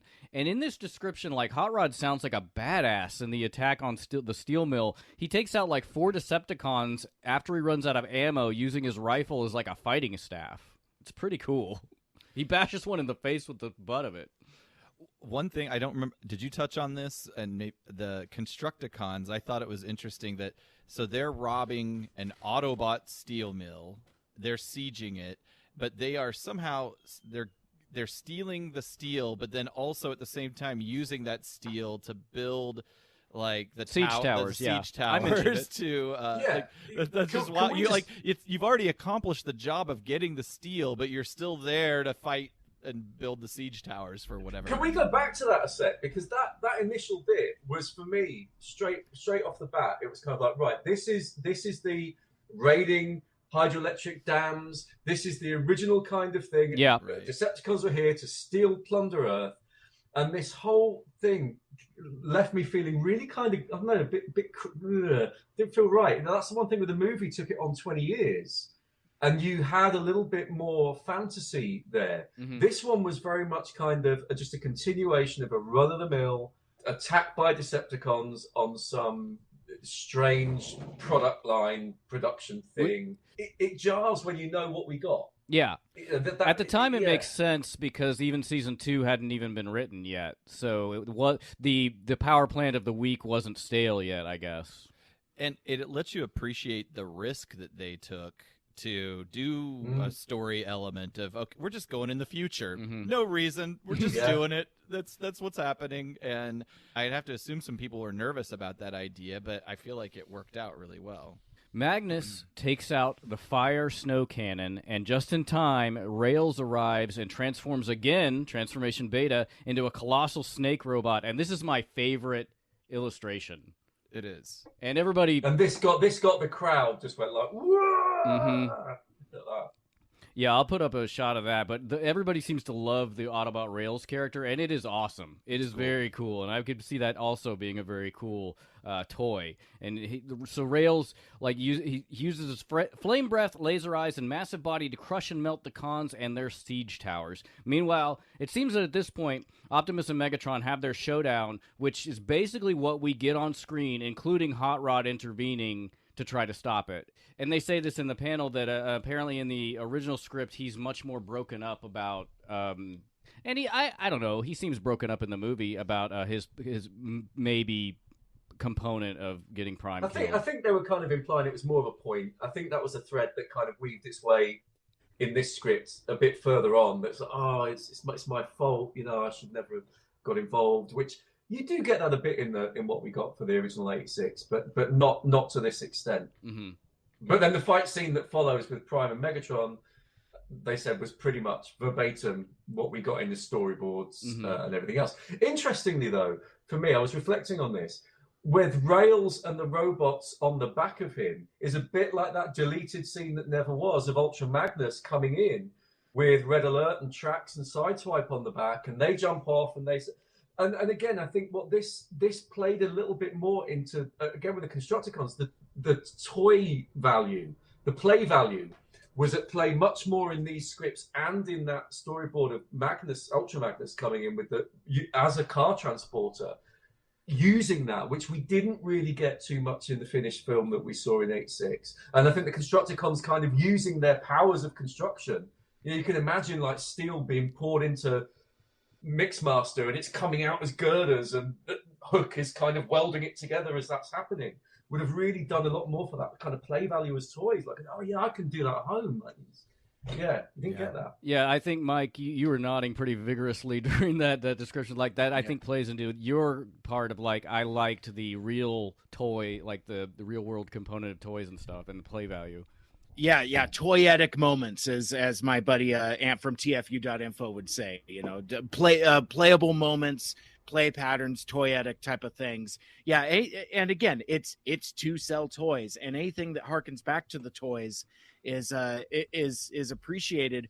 But one of the things that, so we're recording this like a week after the panel, so it's kind of been sitting in the Twitter sphere for a while, kind of in the Transformers fandom zeitgeist.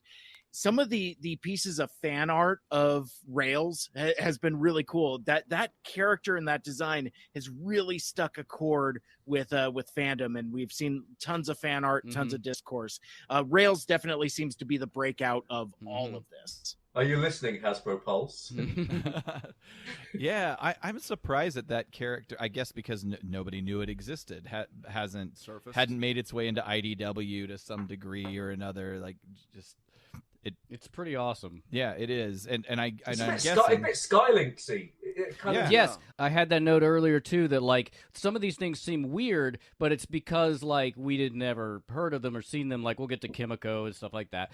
But like, like Rails is no stranger than Skylinks. I thought that exact thing. Yeah, I'm assuming, and maybe they said this during the panel, that character was kind of developed as the anti-Devastator, knowing that at this point in time there were no Autobot combiners, and maybe the Dinobots hadn't been established yet as the adversary to Devastator, and so the Autobots needed a big guy. And we got eventually one of the later drafts. There was what became Predaking, I think, wasn't it? And that was an Autobot monster. Dragon Beast. That was it. Yeah.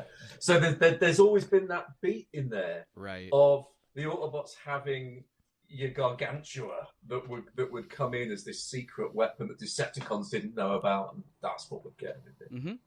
That was related to animals in both sense. Yeah, exactly. Yeah.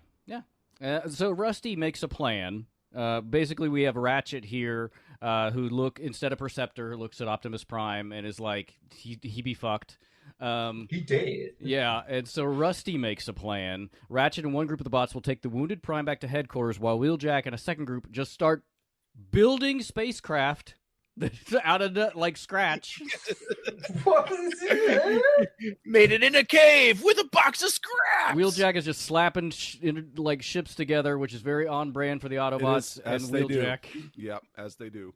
And Gears. And then again, they said lots of Friedmanisms, like tungsten, rubidium, steel, and cyberkinetic, things like that. Yeah, it's made of ultimanium. And then Gears grouses about a human, Rusty, taking charge, and this is the only time I'll ever say I agree with Gears, because Rusty annoys the hell out of me. He's just too much. It's just too much. He's no Marissa Fairborn, I'll say that. He doesn't have a nice mid-Atlantic accent. Really big in human characters. If you think about, a lot of the franchises at the time, I'm trying to think of one now, like Pole Position or something. It wasn't the cars, it was the human. The humans are the vehicle for the story. And I guess the thinking was, you have to have humans for kids to really get on board alien robots. And that kind of went its way into the Michael Bay films as well. You could, it was too expensive to film them, but you couldn't identify with the robots having personalities. You had to have a human as a vehicle to carry that and drive that kind of. Yeah, that's always been weird to me. Like, I don't understand. All the way through Daniel. I think, and I have this note later that I'll expand upon, but I think the movie did a perfect amount of humans. And, well, I'll get to it, but, like, I don't know why we're introducing new humans in this draft. Right. Yeah, especially since it doesn't take place chronologically 20 years in the future. So why do they all of a sudden have this relationship with Rusty and, I guess, the U.S. military? Although, as we'll see in just a second, it must be some component of the future, and they must have planned for this to be after Season 2 because the arc is completely different. The Decepticons return to Cybertron to enshrine the dying Megatron's life essence, like we see in the movie. But, they return to Cybertron, except there's no ship. They just fly away. There's no Astrotrain. To enshrine Megatron's life essence in an urn in the Hall of Heroes, which is basically like what we saw in the second draft that we talk about. It even identical. Makes it to the movie where we see them in the Hall of Heroes with the little flames underneath their statues, which that's their life sparks in the script. Yeah, interesting vestigial thing that made its way throughout the whole process, and yet when we see it in the actual movie, it's not referred to as such at all. It's Right. just a background element. And the Hall of Heroes is one of the first Nazi. There's a few Nazi comments throughout this script, and again, it's that kind of, I forget what it's called now, but you know, the kind of sort of there's a reference to kind of Art Deco bas reliefs of Decepticon heroes, a la some kind Like of the Nuremberg. It is the area, Nuremberg Rally, yeah, which yeah. was also, that's the same description in the script we read. It's a Nazi Nuremberg architecture. Yeah. It's their version of Confederate statues. Take them down. Maybe that's why, just a little peek behind the curtain when we get to Starscream's ghost, it's buried in the ground. So, does he mention Albert Speer at all? No, who's that? He was the main Nazi architect. Who's the architect? Oh, no. Sorry. I'm sorry. I'm ashamed. I did not know. He's the fascist Frank Lloyd Wright. Pretty much. Yeah. Architecture jokes on the APDC. I love it. So the Oh, argument, my God. basically, we see that when they get to the Decepticon Hall of Heroes, the Decepticons start arguing who's going to be leader. And Megatron, in the meantime, is like dying and is like, "Hey, put me in the urn, fucker." But in this script, he just dies. In the one we read, a statue falls on him and he's crushed, and his life spark drifts out into the void. And in the script we read, it drifts out into the void with a bunch of smashed statues, and the sparks from those statues go with him, and those are what become Unicron's new characters instead of the dead Vintage Decepticons. Decepticon heroes Yeah. from the past. Yeah. Which is still a rad concept. Oh, yeah. There's a part of that I really like ancient Decepticons. That's something really cool that was kind of tragically unexplored. One of the things real quick that during this panel, as it was happening, folks were tweeting photos, little clips and things like that. So, and this image, the one of the art by James Marsh, who did this piece of Megatron's spirit leaving his busted ass body, and people talking about, oh man, the original draft of Transformers the movie was super crazy, just crazy ass stuff. And I was thinking, it's like, oh, well, welcome to the party, pal. We've because I didn't see enough to see that this was something completely different. I didn't know that it was like the first draft. I thought basically Chris McFeely and Jim Sorensen were basically doing Ryan's script deviation panel. And I'm just like, and even some of your tweets, Alex, where I'm just like, yeah, this is. We've seen this before. We've seen this. I mean, it's cool that new people are experiencing it, but it doesn't necessarily blow my skirt up. It wasn't until later that I saw rails and all that. But I think this image was literally the first thing that I saw in a stray tweet as this panel was going on. Just a weird thing. Yep. They've got a pretty broad audience and platform. I don't know how many followers does Chris McFeely have. Let's see, 13.2K. So he's a little bit. We're getting close. He's been in the game for a little while. Yeah, go ahead, Ryan. Nope. Ratchet's party of Autobots return to the Autobot headquarters, which now encompasses, and this is what I'm talking about, encompasses the entire volcano, having become a huge complex where the Autobots and humans work together, and it rotates open. And this is where we meet Springer, who is described as an Arnold Schwarzenegger type robot. He seems to be enormous with a tiny head. Okay. Yep. And we also meet computer programmer Dr. Ellen Prentice and her son Daniel. So Daniel's not Spike's son, and this is what I'm talking about.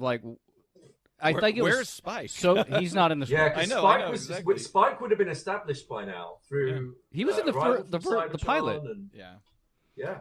Yeah, so I just it makes it so much, and I have this point later, but it makes it so much stronger in the final film where it's like these are characters we already know, and also it's just such a better storytelling choice, I think.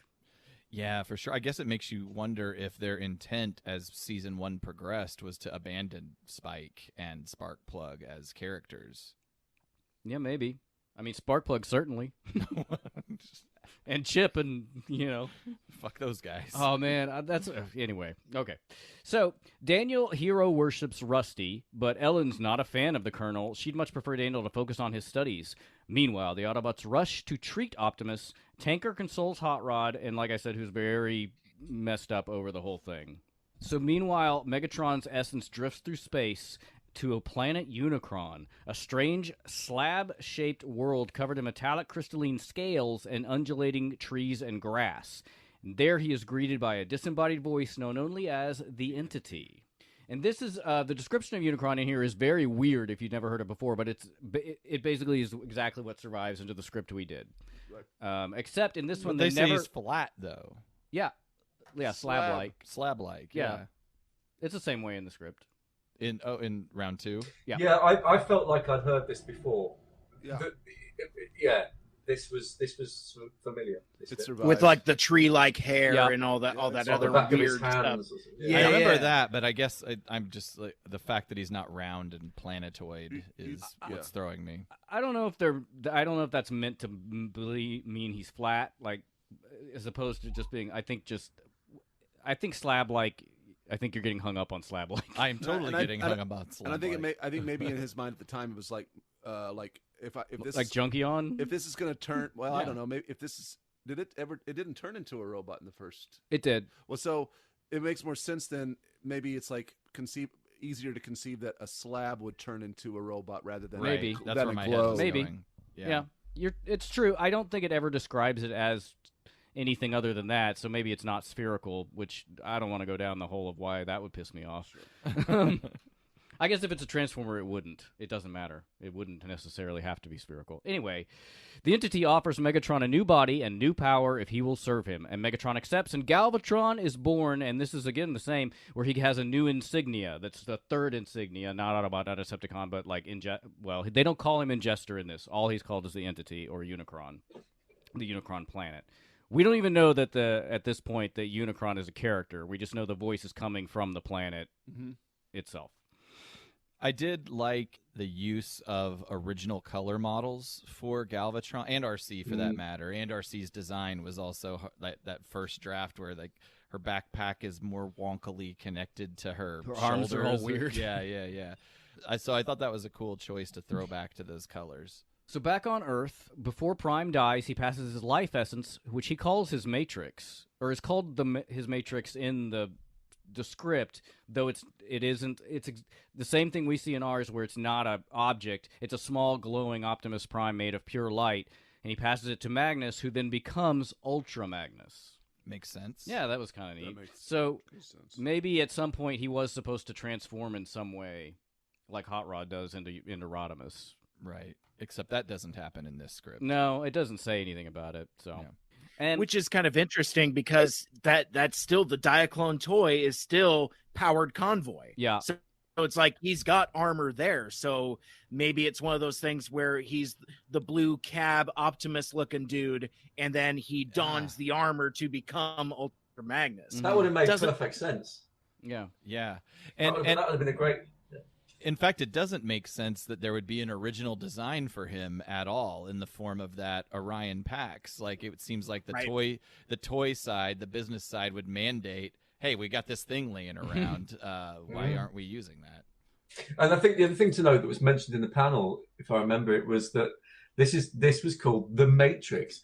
Optimus was a Matrix. Now, I think a lot of people kind of assumed that the Matrix came from Marvel in the comics, that was the Matrix, and Megatron's was just life spark. It was just essence, I think they called it. So the Decepticons had an essence, whereas Optimus Prime had something called a Matrix. Mm-hmm. And that was noted in the panel as kind of just a weird point to note. Yeah. Well, and not the Matrix, but a Matrix. A Also. Matrix. That's fascinating. Yeah.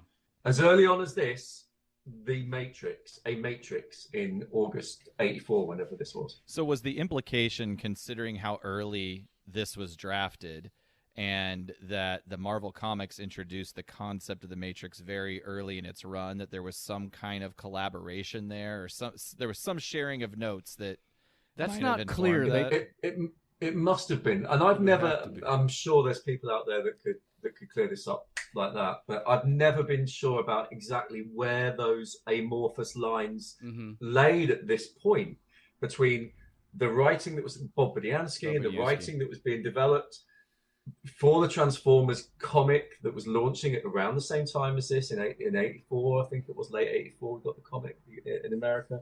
And the Matrix being established, and then that was taken on board in the UK run as the Creation Matrix, which was in Prime's head, that Shockwave used to create the Constructicons and Jetfire. That was a separate thing because that ran in the UK. That was the thing that I knew with the Creation Matrix. But this was the first mention. And again, at the time of the panel, I think it was Chris that was saying, that made the point that this is an unusual little point to note here. Yeah, maybe a great question for one Jim Sorrison in the future past. Galvatron returns to Cybertron to reclaim leadership of the Decepticons. And this is where it's really different. All the Decepticons get Unicron upgrades when Galvatron arrives on Cybertron. And this is where I was like, I can't remember who said it, but like, is this where the weird bulk from Starscream is in the coronation in the movie? Like maybe it's a holdover in some strange way? Yeah, I didn't realize at the time I commented that I guess those are original designs that the illustrators, that's the choice, that's a choice they made. Not necessarily a Friedman descriptor or something that had been. I always figured in the original cartoon, it was that fact that for Starscream, who was just a small mid-price point toy, if he was going to be a leader, he would have had to have some kind of thing that stood him apart from the rest of the generic Seekers. That was always my kind of fantasy. But in this, it was the entity just makes all of them superpowered. Yeah, I like that choice from the creators of this panel's angle to kind of fold that in, because the difference in the animation model in the movie we see is striking. Yeah, and I would love to know more of why those choices were made. To the point that it was made by a different studio almost. Right. That Starscream has square hands. Everything is different. I think he's got lips as well. He never had that before. We see lips a lot come in, like Silverbolt's lips. Starscream looked very, very different. And if that was Toei, I mean, what sort of creative license were they making? I don't know. Right. This is so the entity orders the Decepticons to travel to Earth to acquire the energy of the planet for him. And as they depart, the entity expands to cover all of expands his light to cover all of Cybertron, and Cybertron is destroyed, collapsing in on itself and sucked away across space through a beam of light for the entity to feed upon. And under his breath, Galvatron vows revenge, so no more Cybertron. Right. And they don't seem to make a big deal out of it. Well, they say in the panel that it's basically they make Earth the thing they're fighting over to save from Unicron. And they say they like it. I do not. I much prefer that it's Cybertron and that we don't deal with Earth really at all anymore. There's more stakes for the Transformers if it's Cybertron. Yeah. Right? This is the point where he ended Act 1 at TFNation, and he said, it's taking much longer to tweet than I thought, so that's what we're in for now, and then we can start Act 2. Speaking of ending things, that is where we will leave off with our intrepid Transformers review team for now. Not to worry, though, fellow traveler. Part 2 of the TFNation Extravaganza will come next week on... okay. Well, on September 11th, apparently. Great. We also have what looks to be about a 30-minute Patreon exclusive mini-sode dropping soon with fantastic stuff from your boys that didn't fit entirely within the conversation of these episodes here, so look out for that. It's great. I edited it, so I should know. So ciao for now. And we hope that those of you that can make it, we will see you in Chicago, TFCon Chicago, in October. I just saw today that Sue Blue is going to be there, and holy hell, that is very exciting for me. I think I might try to work up the courage to have her sign my Friday the 13th 7 poster, and the cover page of my script we use for script deviations. I already got signed by Ron Friedman. I'll probably have Peter Cullen sign it as well. I don't know, for some reason, why Susan Blue is more intimidating to me to contemplate meeting. I just want her to like me. Then again, I've never met anyone to sign anything, and the only time I've ever met a creative at TFCon was when I ambushed Flint Dilly outside of a bathroom. So, at any rate, where the fuck am I? Oh, yes. Tune in next week for part 2 of the TFNation Beyond Good, Beyond Evil, Beyond Your Wildest Imagination Extravaganza with me, Aaron, Caleb, Mike, and Alex. And until then, pistols at dawn. Hello, friends. Autopod Decepticast here. After dark? How do we do this? Okay. APDC AD. Get your dicks out, get your pussies out, get them wet, get them hard, get all your gear out on the table, friends. That's right, it's APDC AD.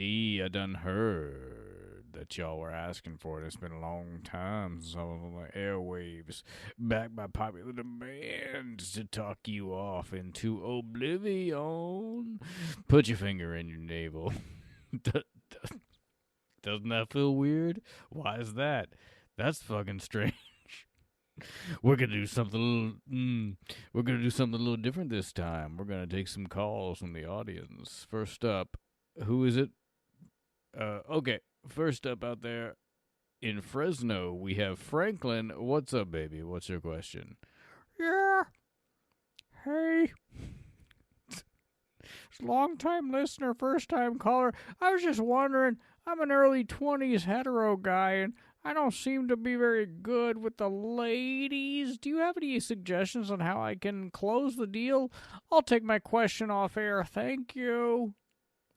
Okay, well, Franklin, first off, maybe we de-emphasize the ladies and focus on ourselves, huh? I mean, de-emphasize the ladies and get with the Hades. De-emphasize the ladies and get with the Hades. Do you read a lot of Greek mythology? Hey, you're a Greek cowboy, aren't you? That's a butt stuff joke.